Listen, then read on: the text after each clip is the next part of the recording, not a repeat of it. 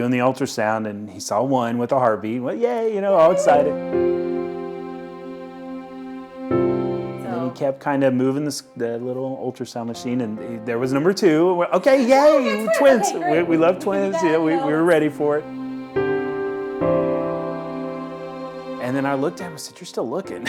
And sure enough, there was a third one. They say they were waiting on God's timing. What an understatement. Mike and Dara McMillan had been trying to have another baby 9 years. November 15th, 2010, and life would never be the same.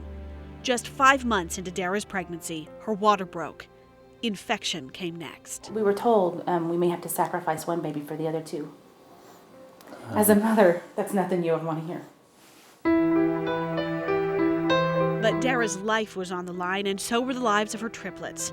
Doctors were sure they could not survive on the outside of the womb. She could not survive if they stayed in. He looked at me, he said, "It's too early. Your babies will probably not survive." And he said, sorry. I also might have to do a hysterectomy. So you're telling me that my babies, I won't have any babies, and I may not have any more babies, after trying for so long. Dr. David Kallenberger did an emergency C-section. The neonatal team at Integris Baptist had 3 crews standing by to care for the 3 babies about to emerge from Dara's womb. Being at less than 24 weeks, that's really less than viable. Dr. Edward Coe runs the neonatal intensive care unit. We will inform them that probably at 23 weeks, they probably not be able to be saved. In fact, chances are it's 1%. And then, as Dr. Coe pulled the second triplet out, she cried.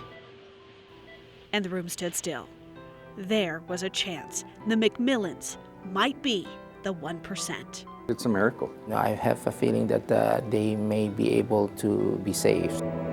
I just prayed. I closed my eyes. Right before I went in there, I just tried to take care of my family. Whatever that entails. I walked back there and saw all 3 of them, and they were so tiny. It was hard. And Mike looks at me, and he says, "We have 3 babies and 3 incubators." And I looked at him, I said, "Are you lying to me?" And he said, "No." He said, "We have 3 babies." Michael Easton, Eliana Kai, Elijah Trevor. Less than 1.5 pounds apiece, their eyes still sealed shut. The battle to survive was minute by minute, hour by hour, for weeks. Easton stopped breathing a couple of times. Elijah had a life-threatening heart condition, and Eliana was slow to make progress in every critical area. These 3 little tough kids have been remarkable. Mike and Dara were only allowed 30-minute visits every 6 hours. For 2 months, as the tiny trio clung to life, learning to breathe, learning to feed, learning to survive on the outside. And then a roadblock. Progress blindsided. They were about 8 weeks old when I did their initial examination.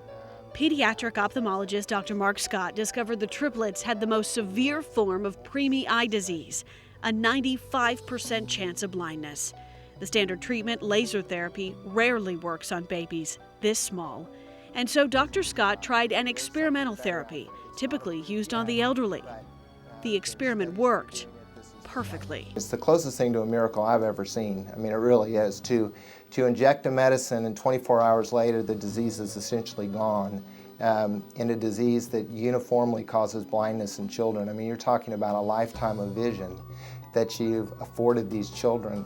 So it's really exciting. A year ago, it wouldn't have even been an option. Another miracle for the McMillans.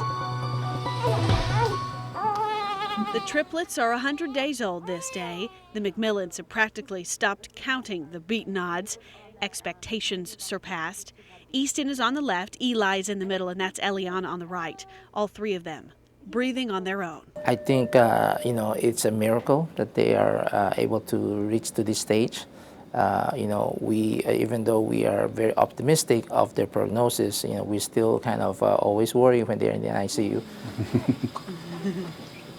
Progress is slow for babies in the NICU. It is past Valentine's Day, and they have been here since before Thanksgiving. None of them yet strong enough to make it outside the hospital. God is good.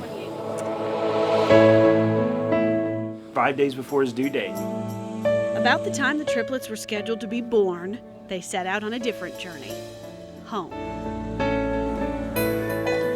Discharged a week apart, a car ride 4 months in the making.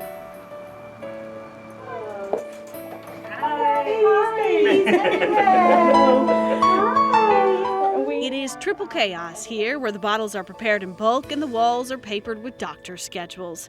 Friends help hold during the day. Family members pop in for the night shift. These are cheeks and belly. Big sister Kira is a huge help. We have been blessed with people giving us diapers. They're working out the kinks right now of triplet parenthood. At first, the brothers slept together in the same crib, but Eli kept waking up Easton, so that was a no-go. You're what I hold on to. Finally, life has calmed down for the McMillans. This is the end of a long road of challenges and the beginning of 3 lifetimes of answered prayers. Allie Meyer. I needed you, It's awesome. Savior. News Channel 4 HD.